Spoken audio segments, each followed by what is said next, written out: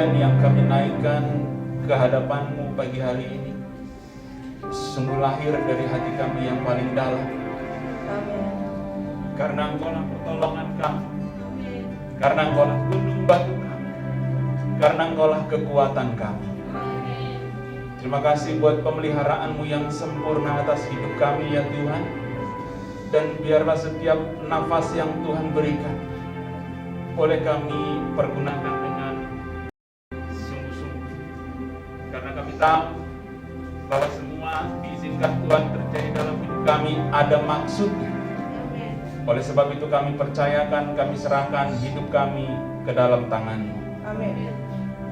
Saat ini kami mengucap syukur karena diberi kesempatan untuk mendengarkan sebagian dari isi hati Tuhan. Berbicaralah Bapa, kami siapkan hati dan pikiran kami serahkan tubuh jiwa dan roh kami, supaya Tuhan berbuat sesuatu atas kami. Terpujilah Engkau kekal selama-lamanya. Dalam nama Yesus kami berdoa dan mengucap syukur. Haleluya. Amin. Amin. Silakan duduk Bapak Ibu yang dikasihi Tuhan. Semua bisa mendengar suara saya dengan baik ya? Bisa ya? Terima kasih buat keluarga-keluarga yang bisa hadir. Shalom juga buat keluarga yang memutuskan untuk beribadah secara online. Saya lihat ada keluarga Bung Han sudah lama, Tuhan memberkati. Aci juga, ada Prengki keluarga. Puji Tuhan semua bisa hadir untuk ambil bagian dalam ibadah di pagi hari ini. Terima kasih buat Tuhan karena saya bisa berdiri di hadapan Bapak Ibu sekalian. Terima kasih buat Bapak Gembala yang memberi saya kesempatan untuk menyampaikan sebagian dari isi hati Tuhan, tidak hanya buat Bapak Ibu yang hadir, tapi juga bagi hamba-hamba Tuhan yang beribadah secara online di rumah. Hari ini saya mengambil tema firman Tuhan yang menguatkan. Ada latar belakang kenapa saya mengambil tema itu. Nanti sepanjang ibadah Bapak Ibu bisa mendengar, bisa menghayati ternyata iya firman Tuhan itu menguatkan. Kita akan baca dari Matius 4 ayat pertama sampai 4. Ada dua firman Tuhan, Matius 4 ayat pertama sampai 4 dan Matius 6 ayatnya yang ke-26. Saya baca pelan-pelan, Bapak Ibu silakan simak dengan baik. Matius 4 ayat pertama. Maka Yesus dibawa oleh Roh ke padang gurun untuk dicobai iblis. Dan setelah berpuasa 40 hari dan 40 malam, akhirnya laparlah Yesus. Lalu datanglah si pencoba itu dan berkata kepadanya, jika engkau anak Allah, perintahkanlah supaya batu-batu ini menjadi roti. Saya tukar sebentar ya.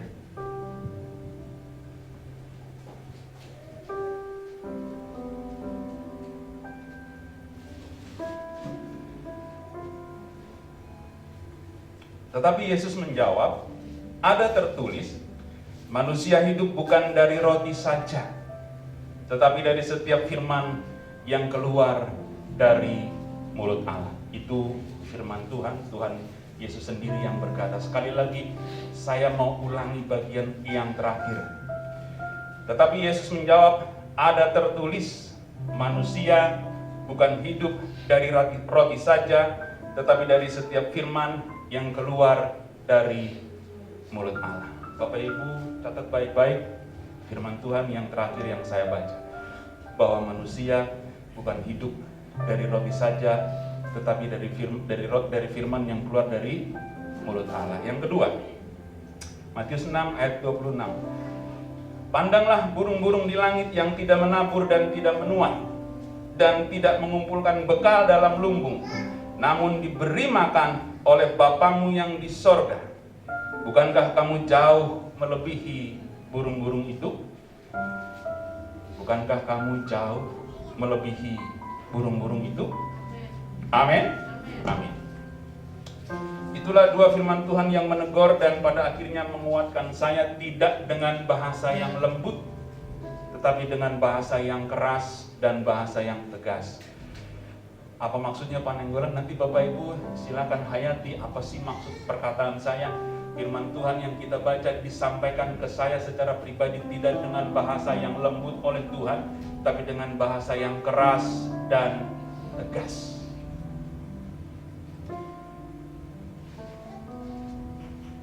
Bapak Ibu yang dikasihi Tuhan, ketika kepercayaan itu datang saat ini ke saya, Pak Nenggolan, Pak Okto, Pak Gembala bilang begitu minggu lalu, Pak Okto besok menyampaikan firman ya.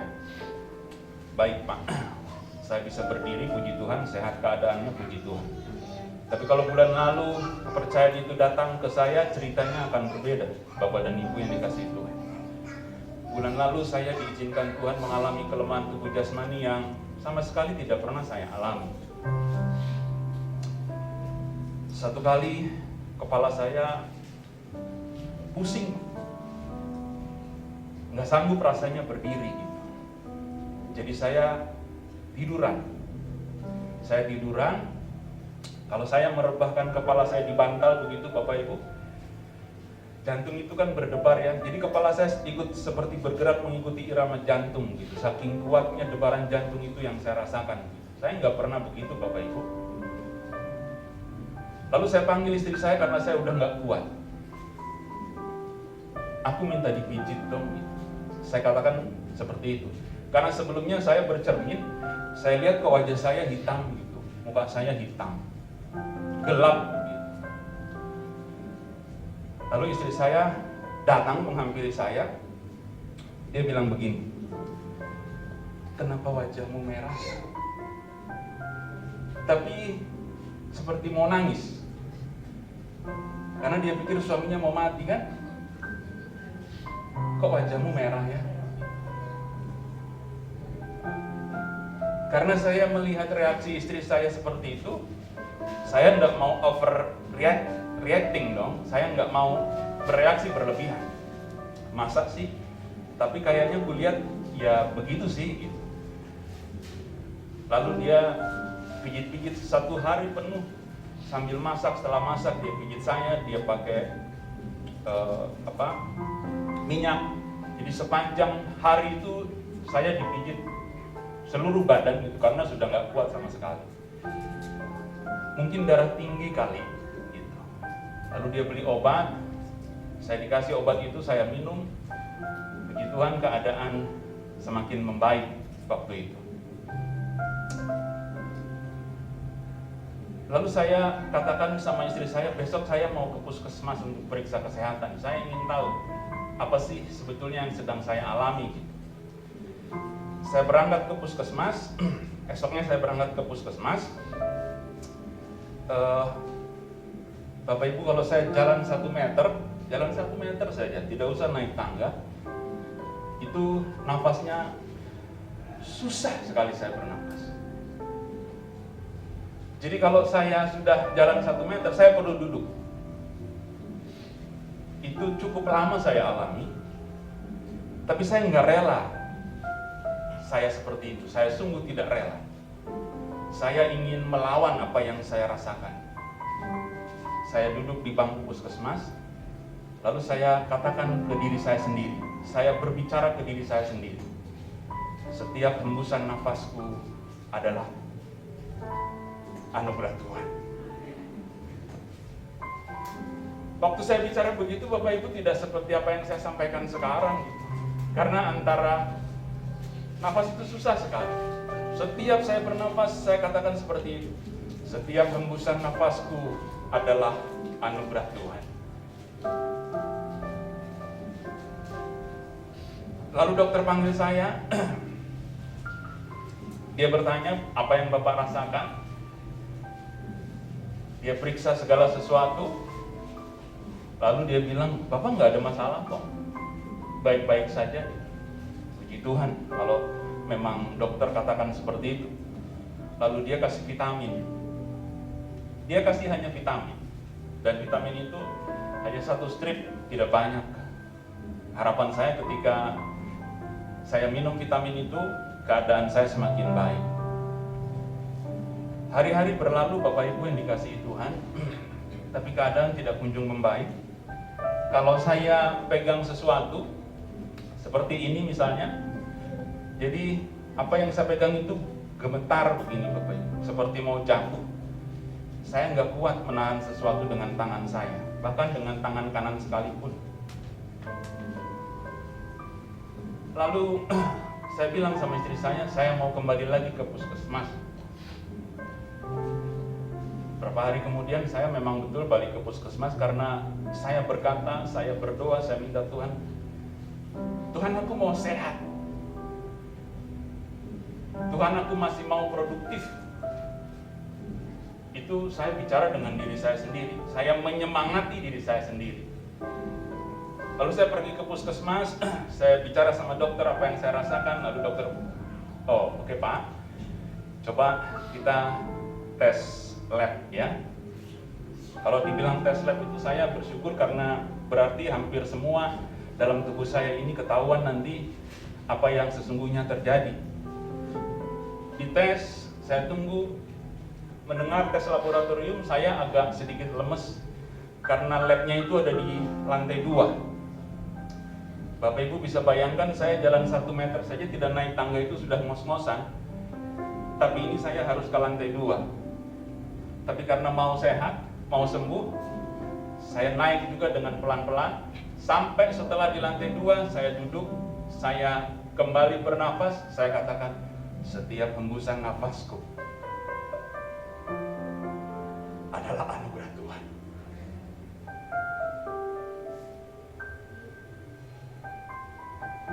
Singkat cerita diperiksa, saya harus menunggu beberapa jam. Hasilnya keluar, saya kembali ke dokter, dokter bilang, Bapak semuanya sehat dari angka-angka, tidak ada masalah, Bapak sehat kok. Tapi Bapak saya rujuk ke psikiatri ya. Dokter, jantung saya bagaimana? Bapak nggak ada masalah dengan jantung, karena sakit jantung itu Bapak nggak perlu bekerja keras, juga bisa deg-degan, bisa sesak nafas. Dan kalau sakit jantung itu punggung Bapak belakang itu terasa sakit sekali, dan dada sebelah kiri pun terasa sakit. Puji Tuhan, saya mendengar informasi berita seperti itu, puji Tuhan. Harapan saya masih bisa bertugas. Namanya kepala rumah tangga kan tugasnya cari uang. Jadi saya katakan dalam hati saya masih bisa bertugas, puji Tuhan. Lalu tapi mendengar kata bahwa Bapak saya rujuk ke psikiatri itu tidak berita yang mudah disyukuri Bapak Ibu. Itu bukan berita bagi hamba Tuhan yang mudah untuk disyukuri. Kenapa? Karena saya hamba Tuhan Bapak Ibu. Lalu Tuhan berbicara. Kalau saya bilang Tuhan berbicara itu Tuhan berbicara dalam hati ya. Karena seringkali ada hamba Tuhan yang mengkritik orang lain, hamba Tuhan yang lain, hebat juga ya bisa mendengar suara Tuhan gitu. Enggak seperti itu sebetulnya, tapi suara Tuhan didengar melalui hati. Suara Tuhan itu berkata seperti ini bagi saya. Kamu hamba Tuhan, lihat dirimu, apa yang sedang terjadi padamu. Kamu berdiri di hadapan umatku, menyampaikan isi hatiku. Tapi apa yang terjadi dengan dirimu? Itu firman yang menegur saya luar biasa. Itu bukan hal yang biasa Bapak Ibu. Saya berdiri di hadapan Bapak Ibu sekalian, menguatkan Bapak Ibu sekalian. Tapi yang terjadi dengan saya ternyata sebaliknya.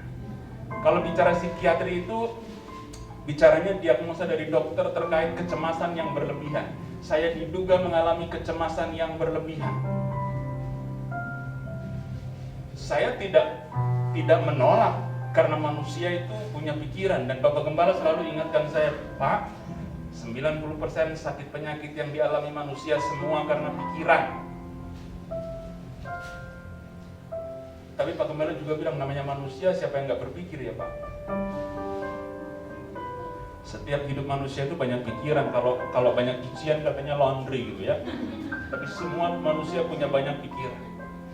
Itu suara hati itu begitu menegur saya Bapak Ibu. Kamu lihat burung pipit di udara, dia tidak menanam, dia tidak melakukan apa-apa, tapi dipelihara Tuhan.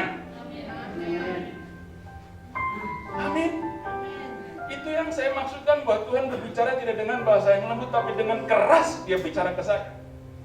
Sehelai rambutmu tidak akan jatuh tanpa seizinku. Wah, kalau Tuhan udah bicara seperti itu, kita mau apa? Betul? Tuhan berbicara buat Bapak Ibu sekalian lewat saya pagi hari ini. Dengarkan baik-baik semua umatku. Tidak sehelai rambutmu jatuh tanpa seizinku. Kalau sudah seperti itu, aduh Tuhan. Manusia hidup tidak hanya dari roti saja, tidak hanya dari roti saja, tapi dari firman Tuhan yang keluar dari mulut Allah. Itulah makna dari firman ini. Itu mengerikan Bapak Ibu sebagai hamba Tuhan. Tapi apakah itu hanya berlaku buat saya? Enggak. Berlaku juga buat Bapak Ibu sekalian yang dikasihi Tuhan. Saya bersyukur Tuhan jadikan saya contoh. Sampaikan itu kepada umatku, bahwa apapun yang kau alami tidak akan pernah terjadi tanpa seizinku. Karena menghadapi hari-hari yang sukar, siapapun akan mengalami kecemasan, siapapun. Menghadapi hari-hari yang sukar, siapapun akan diperhadapkan pada keputusan-keputusan yang sulit. Tapi dengar baik, peringatan Tuhan ke saya hari ini saya sampaikan buat Bapak Ibu yang dikasihi Tuhan. Lihat apa yang terjadi dengan dirimu. Harus bagaimana lagi aku berkata kepadamu? Lihat burung pipit di udara, tidak berbuat apa-apa, tapi dia dipelihara Tuhan. Kamu jauh lebih berharga daripada burung itu. Oh haleluya.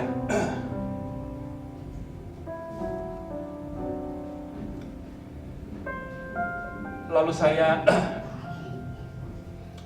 karena di rumah karena bekerja masih di rumah, puji Tuhan, saya bisa punya waktu banyak untuk menyehatkan tubuh jasmani saya. Tapi jangan lupa Bapak Ibu, tubuh rohani juga perlu untuk diberi makan.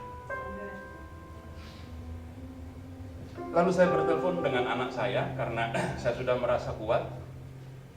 Saya ngobrol dengan anak saya.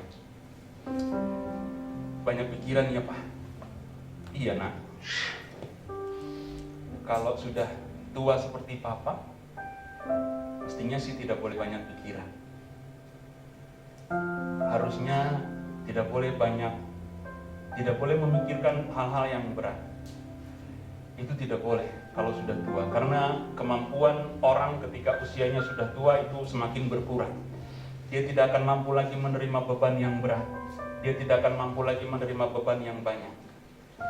Lalu saya sampaikan sama anak saya, makanya nak, selagi Tuhan memberikan kamu kesempatan, ada tenaga, ada kekuatan, masa muda, manfaatkan itu sebaik-baiknya. Karena ada banyak persoalan di masa tua bisa diselesaikan ketika Anda masih muda. Sekali lagi saya mau ulangi pernyataan saya, bagi Anda yang masih muda, bagi jemaat yang dikasihi Tuhan yang masih muda, ada banyak persoalan usia tua yang bisa diselesaikan pada masa muda. Apa contohnya Pak Nenggolan? Ketika masa muda engkau jujur, maka ada banyak pertolongan dari Tuhan melalui orang lain dalam hidupmu. Amin. Kalau saudara masih muda, saudara belajar untuk hidup jujur, taat sama Tuhan, maka ketika engkau sudah tua, ada banyak pertolongan Tuhan dalam hidupmu lewat orang lain. Amin. Ketika engkau masih muda, engkau menjaga kesehatanmu, maka masa tuamu tidak akan mengalami sakit penyakit yang seperti orang tua rasakan.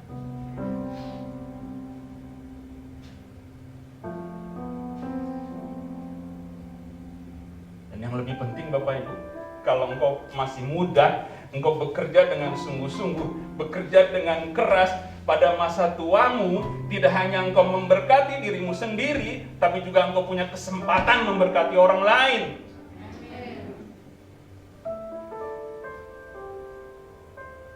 Itu hikmat Tuhan luar biasa yang saya terima pada masa-masa sukar. Kenapa saya sampaikan dengan keras ke anak saya? Saya mau anak saya mengerti bahwa ketika masa muda, ketika itulah saudara dan saya harus memanfaatkannya dengan baik. Kita coba baca Satu firman Tuhan yang memberi kekuatan bagi kita pagi hari ini terambil dari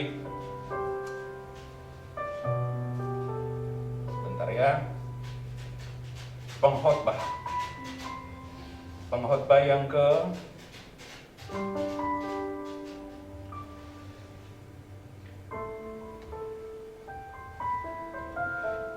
Mazmur 12 ayat 1. Firman Tuhan berkata demikian. Silakan Bapak Ibu, Saudara dikasih Tuhan simak dengan baik.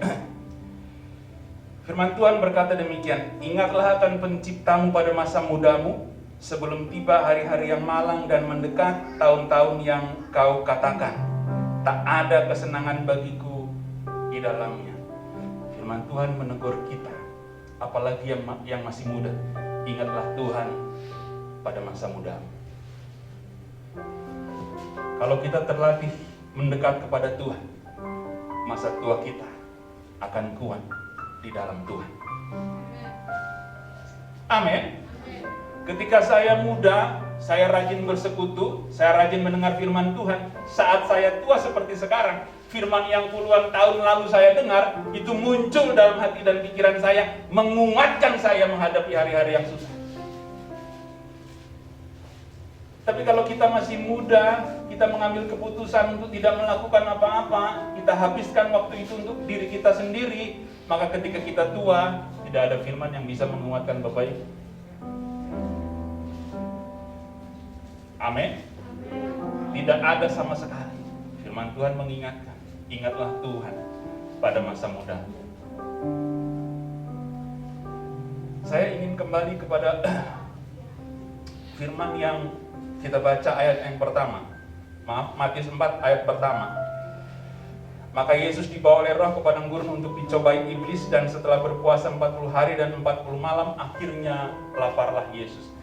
Bapak Ibu yang dikasihi Tuhan, ada satu penulis atau pengajar Alkitab meneliti, ketika manusia melakukan puasa yang panjang, dalam jangka waktu 2-3 hari, dia akan bisa bertahan. Dalam waktu 2 atau 3 hari. Itu tahap pertama ketika manusia mau berpuasa secara panjang. 2-3 hari masih kuat. Tapi memasuki tahap kedua, 2-3 hari berikutnya, dia mulai merasa lapar. Dia mulai merasa pusing. Dia sudah malas bergerak. Dan tahap yang ketiga, setelah tahap 2 selesai, tahap yang ketiga, laparnya sudah hilang. Dia merasa seolah-olah dia sanggup berpuasa dalam jangka panjang. Dan kalau itu diteruskan, resikonya hanya satu, dia akan mati kelaparan. Tahap ketiga, orang bertahan dengan cara yang berbeda. Orang bertahan dengan situasi yang berbeda. Bagi orang yang lemaknya banyak, dia mampu bertahan lebih lama dari orang yang tidak punya lemak. Dan tahap yang ketiga, ketika orang itu sudah selesai berpuasa dan dia mati lemas karena lemaknya sudah habis. Iblis itu pintar Bapak Ibu. Dia menggoda Tuhan ketika Tuhan melewati tahap yang ketiga. Kalau dia tidak makan, maka dia akan mati. Sekali lagi saya ingin katakan, dalam situasi yang sulit, setan tahu di mana situasi itu dicobai. Sudah memasuki tahap 3, tahap yang terakhir. Kalau tidak makan mati, setan datang menawarkan, ubah saja roti ini jadi batu supaya kamu bisa makan. Itu godaan yang paling tepat dari setan buat seseorang yang kelaparan. Sama dengan kita, tidak ada bedanya dengan kita. Ketika Bapak Ibu Saudara punya sifat yang tamak, setan menggoda dalam hal ketamakan. Hari Minggu yang seharusnya kita beribadah, kita bersekutu bersama-sama Tuhan, kalau kita tamak, setan akan menggoda. Ada bisnis di hari Minggu Bapak Ibu. Dan kalau bisnis itu tidak saya ambil, maka saya akan kehilangan beberapa juta, beberapa ratus juta, begitu katanya. Jadilah dia memutuskan untuk tidak ibadah, tapi dia pergi berbisnis. Saya ingat satu kesaksian seorang hamba Tuhan. Dia diberkati Tuhan dengan materi yang banyak. tapi dia punya keputusan. Hari Minggu handphoneku mati. Ini dia pengusaha. Hari Minggu handphone saya tidak akan pernah saya hidupkan. Kalaupun ada bisnis, Tuhan bisa kasih selain hari Minggu. Saya nggak pernah terganggu dengan ketinggalan handphone, Bapak Ibu, nggak pernah sama sekali. Ada orang yang kalau ketinggalan dompet dia fine-fine saja, kalau ketinggalan handphone dia gelisah luar biasa. Tapi saya ketinggalan dompet masalah, karena ada SIM yang harus saya bawa kemana-mana. Tapi ketinggalan handphone tidak pernah saya ambil pulang handphone saya, tidak pernah.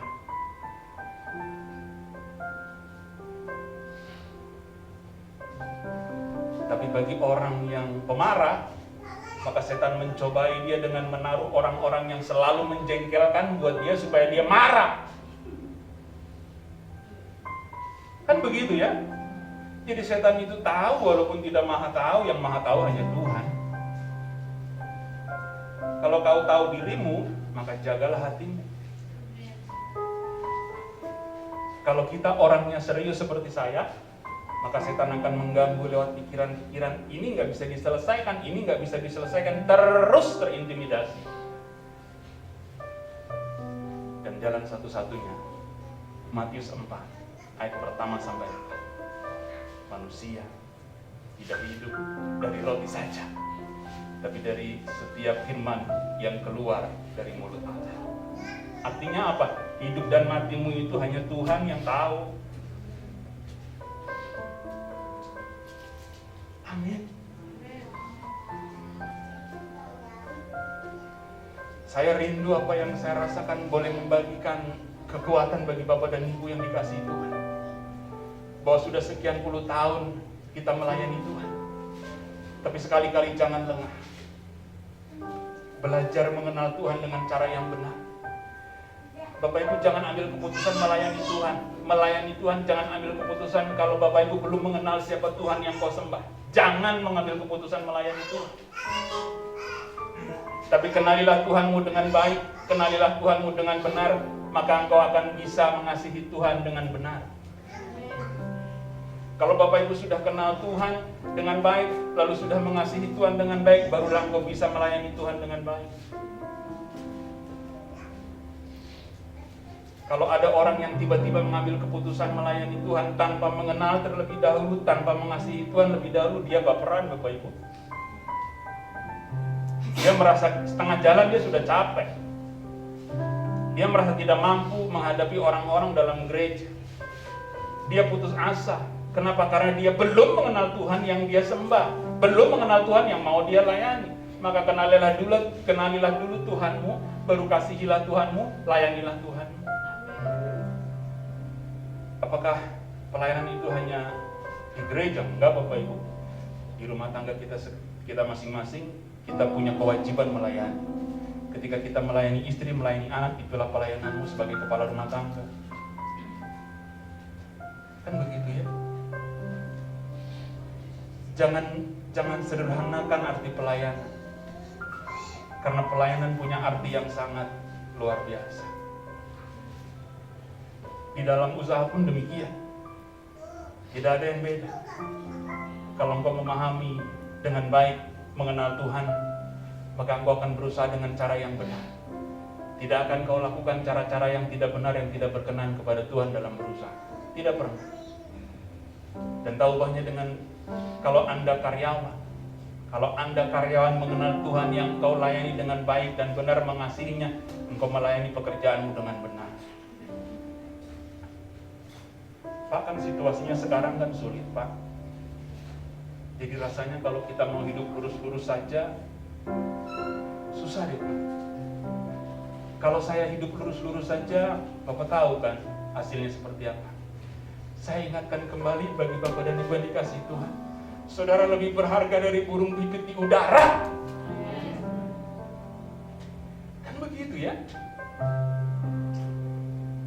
Kalau sudah Tuhan yang bilang, apa lagi? Kalau saya yang bilang, Bapak Ibu boleh banyak omong. Tapi kalau Tuhan yang bilang, jangan sampai Bapak dan Ibu dibawa kepada situasi yang saya alami. Karena seringkali orang bisa Bapak Ibu, saya mau kasih tahu, saya mau ingatkan sebagai hamba Tuhan, kalau engkau bisa menarik nafasmu dalam-dalam lalu menghembuskannya perlahan dan tidak punya masalah, itulah berkat Tuhan yang terbesar dalam hidupmu. Betul?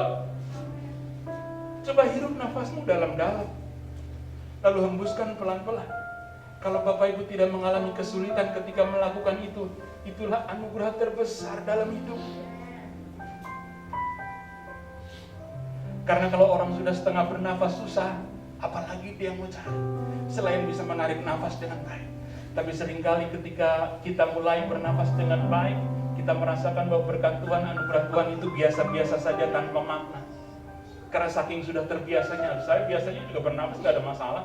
Tapi satu saat kalau Bapak Ibu diizinkan Tuhan mengalami apa yang saya rasakan, sesak nafas, tidak bisa bernafas panjang, maka baru Bapak Ibu bisa tahu, iya Tuhan, ternyata setiap hembusan nafasku adalah anugerah terbesar dalam hidup. Saya bersyukur diperhadapkan Tuhan dengan situasi seperti yang saya alami. Lalu saya katakan dengan diri saya, iya Tuhan, ternyata Tuhan punya maksud supaya saya bisa menyaksikan apa yang saya alami. Pujilah Tuhan, hai jiwaku, kata Daud. Pujilah Tuhan, hai segenap batinku, kata Daud. Dan janganlah lupakan kebaikannya. Ia yang mengampuni semua kesalahanmu dan yang menyembuhkan penyakit. Perkataan firman itu harus kita ucapkan Bapak Ibu. Supaya apa? Supaya kita bangkit. Supaya kita tidak terpuruk. Tapi kita bisa melawan intimidasi dari iblis. Pujilah Tuhan, hai jiwaku. Pujilah Tuhan, hai segenap batinku. Dan jangan lupakan kebaikan Tuhan. Ia yang mengampuni kesalahan dan Ia yang menyembuhkan segala penyakit. Bapak Ibu mau sakit apa saja, perkatakan firman Tuhan ini, Ia yang menyembuhkan segala sakit penyakit.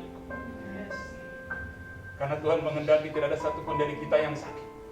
Ia menghendaki umat pilihannya sehat. Amin. Biarlah firman yang Bapak Ibu dengar pagi hari ini boleh membawa Bapak Ibu semakin kuat. Bapak Ibu hadir, jangan berharap yang lain. Jangan katakan bahwa saya setiap minggu datang Pak, tapi saya tidak dapat apa-apa. Anda salah berharap. Tapi ketika Anda datang, kosongkan dirimu, Tuhan yang mulia rela turun ke dunia mengosongkan dirinya. Saya ingatkan Bapak Ibu datang dari rumah, kosongkan dirimu, kosongkan hatimu. Minta Tuhan berharap menyentuh hatimu. Ketika diberikan kesempatan memuji dan mengagungkan Tuhan, minta hadirat Tuhan hadir di tengah-tengah kita. Kalau Tuhan hadir, Dia jamah hatimu. Berharaplah seperti itu.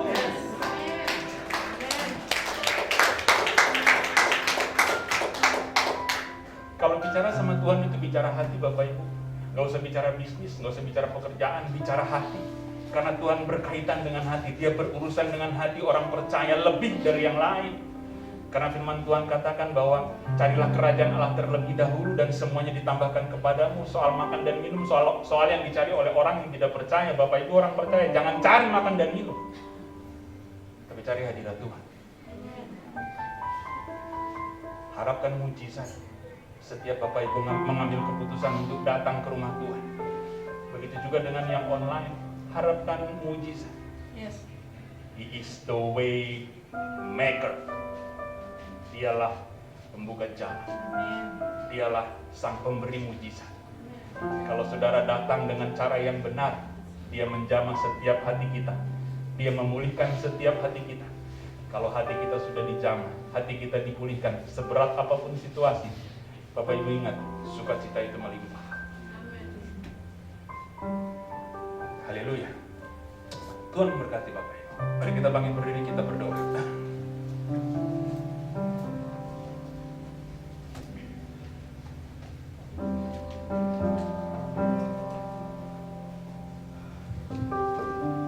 Haleluya.